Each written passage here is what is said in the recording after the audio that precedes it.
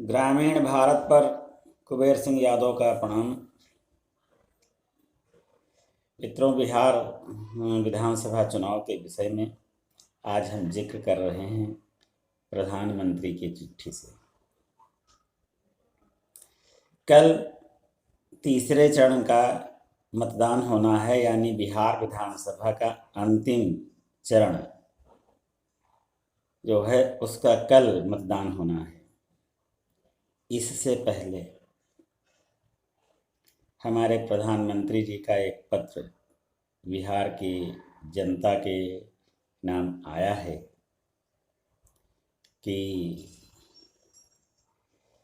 बिहार के विकास के लिए नीतीश सर्वोपरि हैं, नीतीश सबसे अच्छे हैं।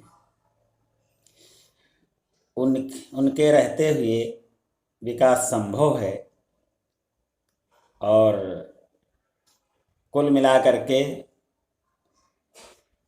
वोट मांगने के लिए नीतीश सरकार के लिए वो वोट मांग रहे हैं, नीतीश के लिए वो वोट मांग रहे हैं, अगली सरकार अपनी बनाने के लिए वोट मांग रहे हैं।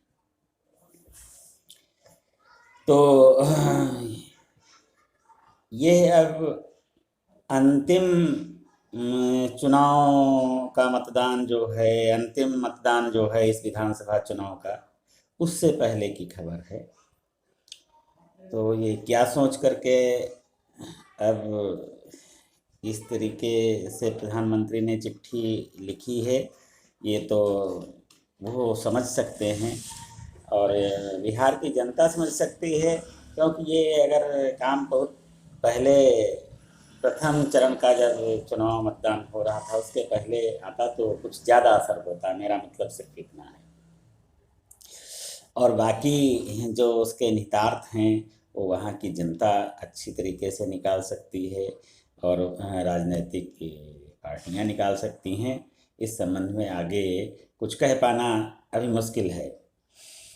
और ये जो 78 सीटों पर कल मतदान होना है, उनमें एक खास बात और है कि इस बार 24 सीटों पर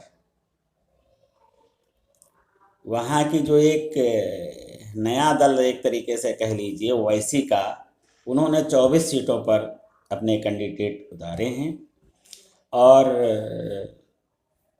वे उन क्षेत्रों में उतारे हैं जहाँ पर मुस्लिम बाहुल्य मतदाता हैं। उस क्षेत्र में अगर देखा जाए तो 17% लगभग मुस्लिम मतदाता हैं और कुछ सीटों पर, कुछ विधानसभा सीटों पर लगभग 70% मुस्लिम मतदाता, जबकि अगर पूरा बिहार देखा जाए तो 16-17% मुस्लिम आबादी है। तो उन सीटों पर मतलब जो मतदान होगा वो एक निर्णायक भूमिका में होगा। अगर वो इधर उधर नहीं हुआ तो वो आरजेडी का नुकसान कर रहा है या भाजपा का, क्योंकि वहाँ का जो मुस्लिम तबके का लोग मतदाता है वो अभी तक भाजपा को भी वोट करते आया है। लेकिन तब वो कर रहा था जब ओवैसी इतने मजबूती से नहीं लड़ रहे थे। पिछली बार उन्होंने 6 विधानसभा सीटों पर चुनाव लड़ा था और उसमें से उनका एक कैंडिडेट विधानसभा पहुंचा भी था, एंट्री हो गई थी विधानसभा में। और इस बार वो 24 पर मतलब लड़ रहे हैं अपने गठबंधन को मिला करके, बल्कि वो केवल 20 ही पर लड़ रहे हैं। गठबंधन को मिला करके, उनका जो गठबंधन है 2-3 दलों का, वो सब मिला करके 24 पर है, केवल वो ओवैसी 20 पर लड़ रहे हैं। दूसरी बात ये कि अगली बात हम ये इस संबंध में जोड़ना चाहते हैं कि एनआरसी का भी जिक्र हुआ है इस मतदान के पहले, यानी तीसरे चरण के मतदान के पहले प्रधानमंत्री ने एनआरसी की भी बात किया है।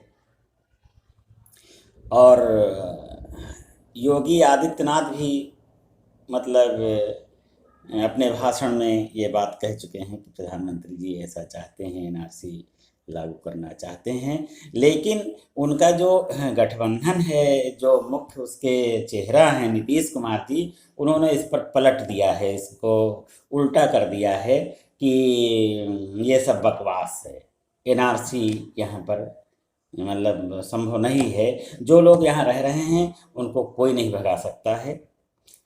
तो विरोधाभास मतलब भाजपा और जेडीयू में सामने आ रहा है।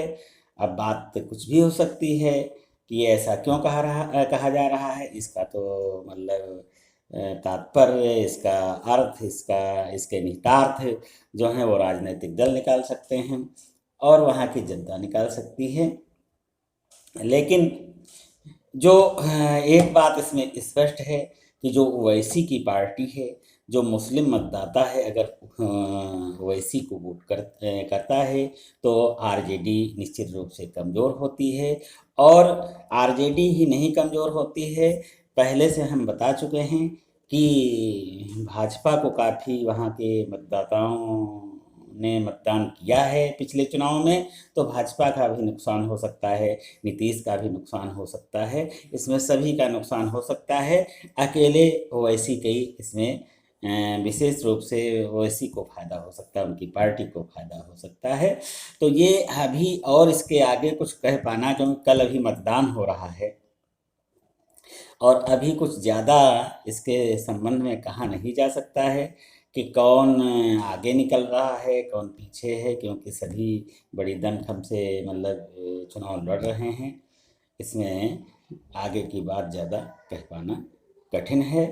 और तब तक के लिए आप लोगों को ये सब सोचने के लिए, चिंतन करने के लिए ये मसाला हम आपको दे रहे हैं। तब तक आप चिंतन करिए और कल का मतदान देखिए। फिर कल शाम को इसी वक्त फिर आपसे मिलेंगे और कल की ताज़ा खबरों पर, बिहार के मतदान पर थोड़ा सा और कुछ बातचीत करेंगे। धन्यवाद। जय हिंद।